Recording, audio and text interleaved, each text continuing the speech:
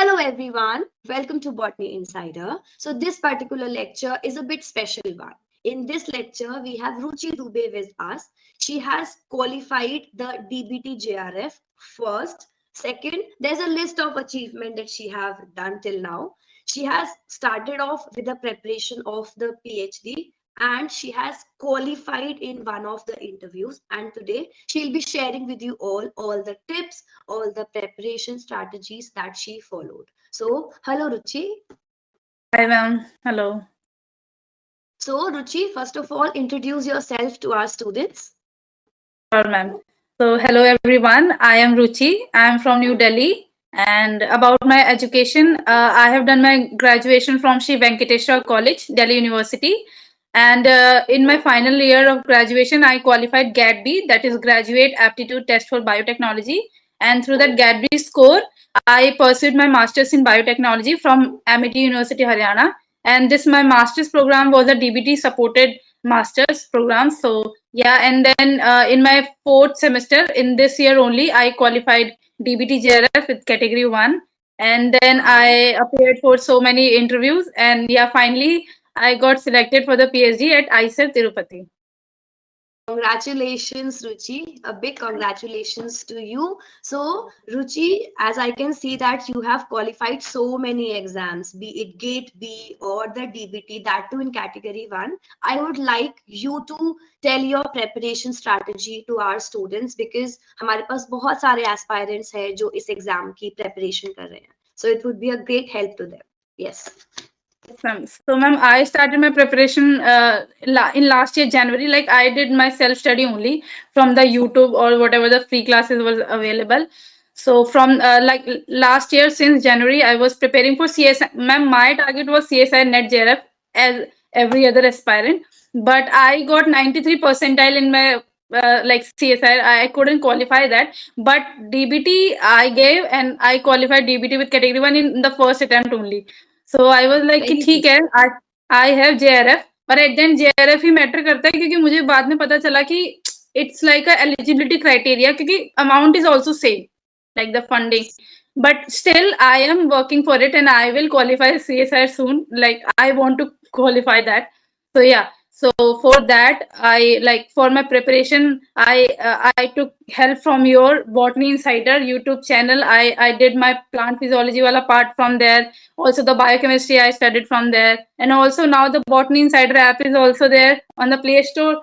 So yeah, like I would recommend students to like go there and see your lectures. That will be definitely beneficial for them.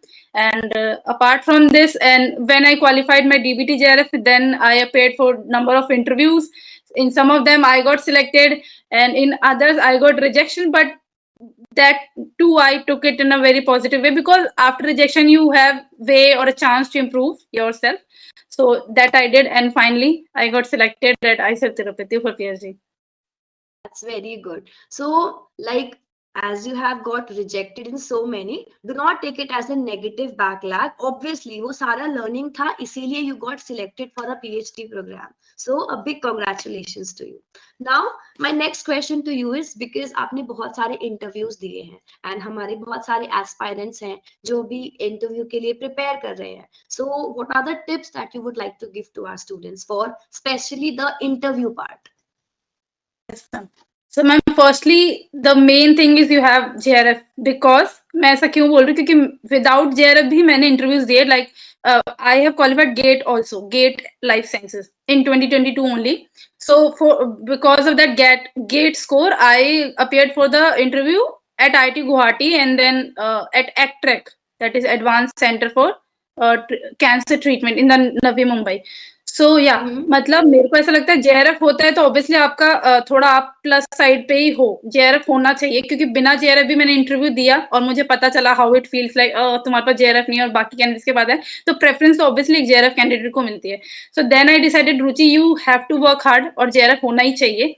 फिर जब JRF first thing है कि you should have JRF and then after having a JRF you should work on your basics because so when you will clear the JRF वो आप कर ही लेंगे जब आप पढ़ेंगे तो हाँ. Then after clearing JRF then आप अप्लाई करते हो डिफरेंट इंस्टीट्यूट्स में जहाँ पे आपको या आपके इंटरेस्ट की लैब होती है, क्योंकि आप पहले फिर आपको करना क्या है, इंस्टीट्यूट्स का लिस्ट बना लेना जिसमें आपके इंटरेस्ट का की लैब होनी चाहिए, है ना, क्योंकि हर इंस्टीट्यूट्स में नहीं होते, जैसे मुझे कैंसर बायोलॉजी और इम्यूनोलॉजी में है, तो इस बार आईआईटी बॉम्बे में जो वैकेंसीज थी उसमें कैंसर पे कहीं काम नहीं होता है, तो वहां फिर मतलब नहीं है, आप वहां पे अपना टाइम एनर्जी ना लगाकर उस इंस्टीट्यूट या उस लैब का में के लिए प्रिपेयर करो जहाँ पे आपकी इंटरेस्ट का काम होता है। एंड देन आपने अगर इंस्टीट्यूट्स का लिस्ट बना लिया है, and then you should start preparing for your interviews, because interview में बहुत ही बेसिक क्वेश्चंस पूछे जाते हैं, लाइक जीन का structure, what is the difference between gene and mRNA, मतलब आपको स्ट्रक्चर ड्रॉ करने के लिए बोला जाएगा, तो बहुत ही बेसिक क्वेश्चन, वो कुछ भी डिफिकल्ट मतलब हाई लेवल का नहीं पूछते, वो आपके बेसिक से चेक करते हैं कि ठीक है आपने एग्जाम तो क्वालिफाई कर लिया, वो ऑब्वियसली सबने किया होगा तभी वो इंटरव्यू में पहुंचे हैं। तो आपको अपने बेसिक स्टैंडर्ड बुक्स आप पढ़िए, आप यूट्यूब पे वीडियोस है, अगर कोई बहुत डिफिकल्ट कॉन्सेप्ट है तो आप उसे यूट्यूब से अपने क्लैरिफाई कर सकते हैं उन कॉन्सेप्ट्स को, और फिर आप इंटरव्यूज मतलब आप फॉर्म फिल करते हैं उन इंस्टीट्यूट, क्योंकि हर इंस्टीट्यूट अपने फॉर्म निकालते हैं। और एक ये भी चीज होती है सीएसआर की लैब्स के लिए बेसिकली, कि एसीएसआईआर की वेबसाइट पे जाके आपको 3 लैब की प्रेफरेंस देनी होती है, तो वो आप ध्यान रखिए, क्योंकि ये बात मुझे नहीं पता थी, मुझे मेरे फ्रेंड ने बताया था कि जब आपके पास जेआरएफ हो जाता है फिर आप एसीएसआईआर पे जाकर खुद को रजिस्टर करते हैं, अपने 3 लैब के प्रेफरेंसेस देते हैं, एंड देन वो 3 लैब फिर अपना लिस्ट निकालता है इंटरव्यू के लिए, मतलब वो आपके एप्लीकेशन को शॉर्टलिस्ट करते हैं प्रॉपर। तो एक तो 3 लैब की प्रेफरेंस ये एसीएसआईआर वाले वेबसाइट से होता है, इसके अलावा इंस्टीट्यूट्स अपने इंडिविजुअल फॉर्म्स निकालते हैं, आप उनको वो आपका काम है, आपको चेक करते रहना पड़ता है इंस्टीट्यूट की वेबसाइट पे जाके, फिर आप फॉर्म फिल करते हैं, फिर अगर आप फिर शॉर्टलिस्ट आपका एप्लीकेशन स्क्रीन पूरा किया जाता है, आप एलिजिबल होते हैं, आप फिर को आपको इंटरव्यू के लिए बुलाया जाता है, फिर आप इंटरव्यू क्वालिफाई कर लेते हैं बस। Students, so make sure that you are active in checking out all the things that she has told you just now, because JRF qualify करने के बाद main work start होता है. If you are desperately into PhD, you have to be active. You have to like start looking into the labs. And also one more important thing that she has told, make sure that you are working in your interest areas, because PhD is a very long process. You have to make sure that you are in the interest area of your lab, because अगर आप interest area में नहीं होंगे, it would lead to 1 साल आप काम कर लोगे, 2 साल काम कर लोगे, उससे ज्यादा नहीं. True, Ruchi? I guess this thing you Yes, also ma'am. must be ma'am agreeing क्योंकि to, right?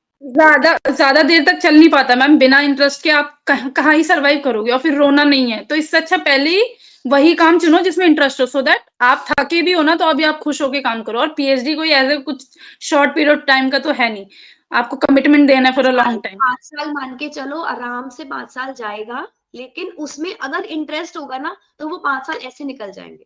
हाँ इंटरेस्ट नहीं होगा तो वो 5 साल पूरी लाइफ लगेगी कि पूरी जिंदगी काम ही कर रहे हैं. मैम मुझे So एक चीज समझ आती है, आप काम करके अगर थके हुए हो बट आप स्टिल खुश हो, वो बेटर है कि आप यार मतलब कोई काम भी नहीं कर रहे हो, इंटरेस्ट भी नहीं है, तो मतलब काम करके थको और खुश रहो कि हाँ यू आर वर्किंग, और अपने इंटरेस्ट एरिया में, इंटरेस्ट के एरिया में। True true true. मैंने 1-2 दिन पहले एक इंस्टाग्राम पे एक पोस्ट देखा था, that if you are happy in something you would never feel tired. That is something I stick to as well, and I ask my students as well. It is not important कि जो एक बच्चा कर रहा है आप भी वो करो. No, अगर आपको इंटरेस्ट है कैंसर में, do that work. अगर आपको किसी और में इंटरेस्ट है, do that work. लेकिन make sure कि आप इंटरेस्ट एरिया में वर्क करें. Thank you so much, Ruchi, for these insightful things. Ma'am Now, एक चीज और मैं इसमें ऐड करना चाहूंगी, एक्चुअली कई बार ये होता है, ये मेरे साथ हुआ है कि आपका जो इंटरेस्ट एरिया होता है ना, लाइक उस पे भी लोग सवाल उठाते हैं, क्या है इतना, मतलब ये टॉपिक क्या है, इसमें तुम क्या ही करोगे। मैम आपको मतलब मेरे को प्रोफेसर्स कुछ फ्रेंड्स ने भी पर्सनली बोला है कि ये कैसा टॉपिक है, बट मुझे ऐसा लगता है you should stick to your choice, यार आपका इंटरेस्ट है, वो उनको लगता है कि ये टॉपिक नहीं है इतना, वो नहीं है वो नहीं है, आपने आपके पास एक रीजन है, आपने वो टॉपिक क्यों सिलेक्ट किया है ना, तो आपको उस पर स्टिक रहना चाहिए। और दूसरी बात, जब आप रिजेक्ट होंगे, जब आप इस प्रोसेस में होंगे ना, ये थोड़ा सा लंबाई प्रोसेस है, ऐसा तो नहीं आज जेआरएफ क्लियर कल इंटरव्यू क्लियर, ऐसा नहीं होता है। तो जब आप फेल होते हो ना तो बहुत रिजेक्शन और सेल्फ डाउट आता है, और लोग आपको कहते हैं अरे तू श्योर हो जाते को पक्का पीएचडी करनी है ना, उस मोमेंट पे ना आपको किसी और को जवाब नहीं देना होता, आपको खुद पे बस विश्वास रखना होता है कि ठीक है कोई बात नहीं रुचि, बोल लेंगे आज इनका टाइम है, आप बोलोगे अपने रिजल्ट से बोलोगे, तो बस आपको खुद पे सेल्फ डाउट नहीं है ना, दुनिया डाउट कर रही कर लें दो, उनका काम ही है, आप बस बढ़ते चलो आगे।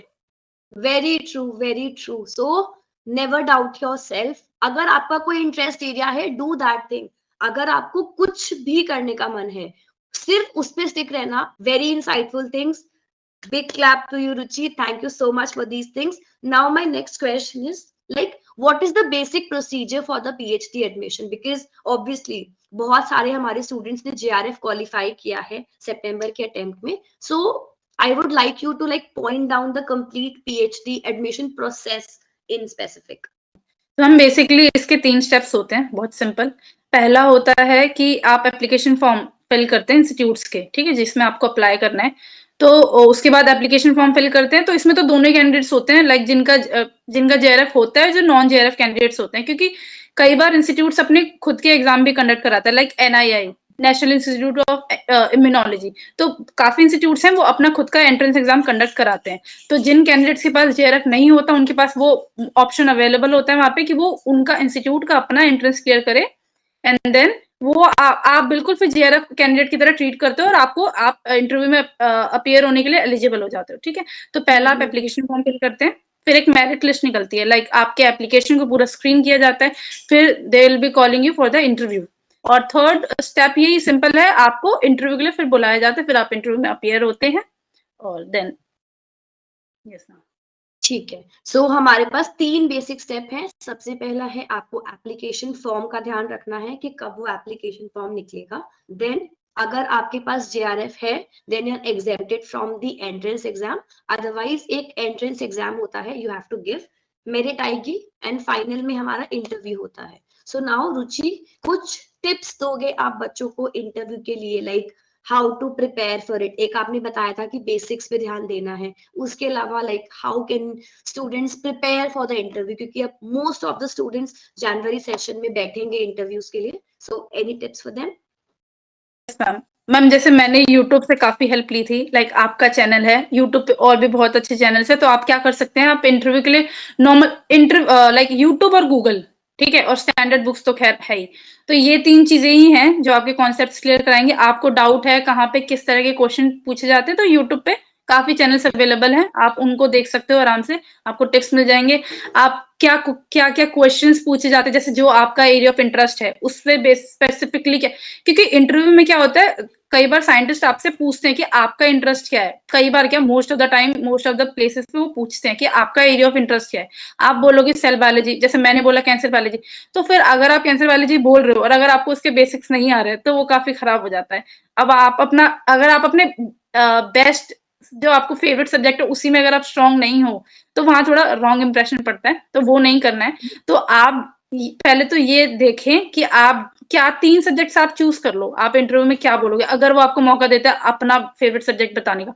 तो लाइक कुछ भी, cell biology, cancer biology, molecular biology में काफी बच्चों को इंटरेस्ट होता है, तो आप पहले उसके बेसिक्स क्लियर करो। बेसिक्स के लिए मैम की वीडियोस हैं यूट्यूब पे, बहुत सारे वीडियोस हैं, आप उनको देखो। गूगल है, गूगल पे बहुत अच्छे, फटाफट आप क्वेश्चन डालते हो, आपको आंसर्स मिल जाते हैं।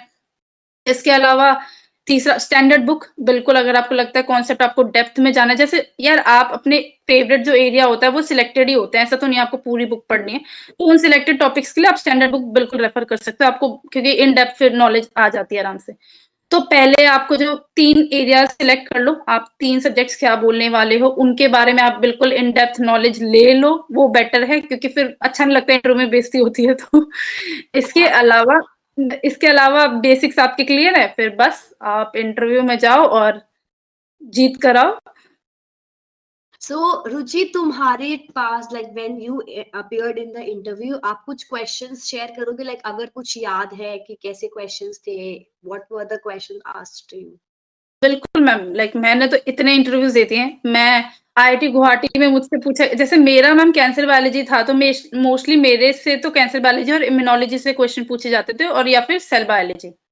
तो मैम कैंसर बायोलॉजी में मुझसे नॉर्मल क्वेश्चन बहुत ही बेसिक पूछते हैं, जैसे मैंने बताया कि what is the difference between a cancerous cell and a normal cell, if there is a cells kept in a petri dish, then how will you see and will differentiate between these cells, like how will you tell कि ये cancerous cell है और ये normal cell है। नहीं, और What is the difference between apoptosis, necrosis? Cell cycle के किस स्टेज में एपोप्टोसिस होता है? इसके अलावा जीन का structure, what is the difference between gene and mRNA? इसके अलावा बिल्कुल बेसिक क्वेश्चंस हैं, ऑलमोस्ट सारे बहुत एकदम मैम बेसिक। बिल्कुल ही बेसिक, हाँ कुछ ऐसा हाई फाई नहीं। सीएसआर में तो हम कितना ही, जैसे सी पार्ट सी के लिए हम कितना ही डेप्थ में बिल्कुल एक्सपेरिमेंटल नॉलेज, और हम कई जगह आपको बिल्कुल एक्सपेरिमेंट डिजाइन करने के लिए देते हैं। जैसे मैंने अभी इंस्टेम बेंगलुरु में है जो है, वहां पे इंटरव्यू दी है, अभी उसका रिजल्ट तो नहीं आया खैर। तो वहां पे तो मैम आपको एक कंडीशन दे देते हैं, उसके बेस पे आपको एक्सपेरिमेंट, मतलब वो आपको चेक करते हैं आप कैसे एक्सपेरिमेंट डिजाइन करेंगे। इसके अलावा मैम बेसिक सेल बायोलॉजी से क्वेश्चन पूछे जाते हैं साइटोस्केलेटन टॉपिक से। साइटोस्केलेटन है, माइटोकॉन्ड्रिया है। मैम मेरे से पूछा था आईआईटी मद्रास में, प्रोकैरियोट्स में माइटोकॉन्ड्रिया होते हैं या नहीं? तो this level of basic questions, like इतने बेसिक क्वेश्चंस पूछते हैं वो, which was not expected. Double stand DNA break कैसे रिपेयर होता है? तो बहुत ही बेसिक क्वेश्चंस मैम, बहुत ही बेसिक क्वेश्चंस, कुछ बहुत हाई So फाई नहीं होता। students, make sure that your basics are very very clear, and basics के लिए there's a lot of content out there. Make sure कि आप जो एकदम बेसिक लेवल है ना, कि सेल क्या होता है, हो सकता है आपसे एक क्वेश्चन पूछा जाए कि सेल क्या होता है। मुझसे पूछा था पेप्टाइड बॉन्ड्स क्या होते हैं? तो दिस इज हाँ, लाइक बहुत ही बेसिक। तो मेक श्योर दैट आपकी बेसिक्स क्लियर हो, and then you are good to go for the interviews. Most of the students को ये दिक्कत होती है कि यार इंटरव्यू के लिए ना बहुत हाई फाई पढ़ना पड़ता है। रुचि हैज क्लियर्ड दिस थिंग, नहीं, बेसिक्स पढ़ के जाओ। एंड इवन इन सीएसआईआर और कोई सा भी एग्जाम, जो बेसिक्स होते हैं ना, वो like they are the basic, what can we say, the foundation जिसके ऊपर हमारा, हाँ, हमारा एडवांस लेवल डिपेंडेंट होता है। अगर बेसिक्स क्लियर नहीं होंगी, कुछ नहीं आएगा। So next question to you Ruchi, like आप स्टूडेंट्स को क्या एडवाइस देंगे for the exam preparation? Because मेरे पास जो ज्यादा हमारे पास एस्पायरेंट्स है वो एग्जाम प्रेपरेशन वाले हैं। So advice for the exam preparation from your end. Exam preparation, first thing obviously your target will be JRF. तो आप पहले सिलेबस उठाइए, आप यूनिट्स देखिए, आपके इंटरेस्ट की कौन कौन सी यूनिट्स है। 13 यूनिट्स, मैं सीएसआर के सिलेबस की बेसिकली बात कर रही हूँ, तो 13 के 13 यूनिट्स अगर आपको टारगेट करने हैं तो बिल्कुल गो अहेड। बट अदरवाइज आप 10 to 12 यूनिट्स सफिशिएंट है। और उसके बाद आप सिलेबस देखने के बाद, उसके बाद अब हमारे पास तो बॉटनी इनसाइडर ऐप भी अवेलेबल है, जो मतलब मेरे टाइम पे, मतलब हाँ मेरे टाइम पे, मेरा टाइम तो चल ही रहा है खैर अभी, पर हाँ अभी आया है नया नया, तो आप बिल्कुल उसका फायदा उठा सकते हैं। बॉटनी इनसाइडर पे मैम के लेक्चर्स हैं, मैम इतने अच्छे से सब कुछ एक्सप्लेन करती है। बॉटनी इनसाइडर ऐप है, यूट्यूब पे सब कुछ है, यूट्यूब पे मैम का चैनल है, यूट्यूब पे और भी अच्छे लेक्चर्स, मतलब लाइक फैकल्टीज हैं जो पढ़ाते हैं। आप आपको जहां से समझ आता है वो इम्पोर्टेंट, आपको जहां से समझ आता है आप उस एजुकेटर से पढ़िए, और बस मतलब फिर आप जेआरएफ क्लियर करिए, और देन इंटरव्यू में अपीयर होइए, फिर पीएचडी में selection. Like how did Botany Insider help you out in this complete journey? Because last कल शायद आपका मैसेज आया था कि that you qualified this, which I actually felt very good about कि आपने मुझे सामने से बताया. So how did Botany Insider help you in this complete journey? पहले तो मेरा जब डीबीटी जेआरएफ क्वालिफाई हुआ था ना, मैंने तो भी आपको बताया था कि मैम ये आई qualified DBT JRF category 1। Ma'am मैं बहुत खुश थी, मैंने कहा आपको तो बिल्कुल बताना बनता है मैम, क्योंकि मैंने यूट्यूब से बहुत पढ़ा है बॉटनी इनसाइडर के, अपना प्लांट फिजियोलॉजी वाला पार्ट, अपना बायोकेमिस्ट्री। आप एग्जाम से पहले जब वीडियोस डालते थे कि प्लीज ये डू एंड डोंट्स वाले ये करो, पार्ट सी पहले अटेम्प्ट करना है, पार्ट बी, पार्ट ए, तो ये सब मैंने आपकी जो गाइडेंस है सबको बिल्कुल फॉलो किया है। 3 घंटे की स्ट्रेटेजी ये होनी चाहिए, एक स्ट्रेटेजी होना बहुत जरूरी है, अदरवाइज आप पेपर में बस बैठ तो जाओगे, वो 3 घंटे ऐसे ही निकल जाएंगे। तो वो प्रॉपर स्ट्रेटेजी किस पार्ट को कितना टाइम देना है, ये सब आप जब वीडियोस बनाते थे एग्जाम से जस्ट पहले, ऑल द बेस्ट वाले, वो सब वीडियो। तो हाँ, बॉटनी इनसाइडर का बहुत बड़ा हाथ है मेरी सक्सेस में। तो मैं वही सजेस्ट करूंगी बाकी बच्चों को भी कि मैम इतना अच्छा पढ़ाती हैं, उनको सुनो, उनकी गाइडेंस को फॉलो करो, और आप भी मेरी तरफ यहाँ आ सकते हैं। Thank you so much for these golden words. So students, you have a lot of important things from her end, from getting a JRF to entering into the PhD by qualifying or by clearing out her PhD entrance. So have all the tips from her, and I have invited her just for you all so that you can get some more tips from our end. Because जितना हम किसी person जिसने वो journey complete करी हो उसको सुनते हैं, we get to understand that. So make sure कि आपको जो भी टिप्स दिए हैं आपके सीनियर ने, आपको जो जितने भी एजुकेटर्स यूट्यूब के ऊपर टिप्स देते हैं, make sure that you use them, make sure that you make a note of them, because they are sitting over here for an experience, they are sitting over here because they have cleared that thing. So take an advice from them. We have a lot of courses running, because as she has told basics, so हम basics का एक पूरा नया course लेकर आएंगे just for the students. आप basics के लिए वहां enroll कीजिए, completely like clear out your basics, because I have seen students जिनको GEM में या DNA में difference, so make sure that आप वो mistake ना करें and have your basics for this particular Ruchi's end and from Botany Insiders end. Thank you so much, Ruchi, for joining in this session, and I wish you all the very best. आगे भी कोई भी help की need हो, I'm always here to help you out as a sister, as a friend, whatever you call me, I'll be there for you. Thank you for joining in. Thank you so much, ma'am. Thank you. And all the very best, everyone. Thank you so much. Good luck, students.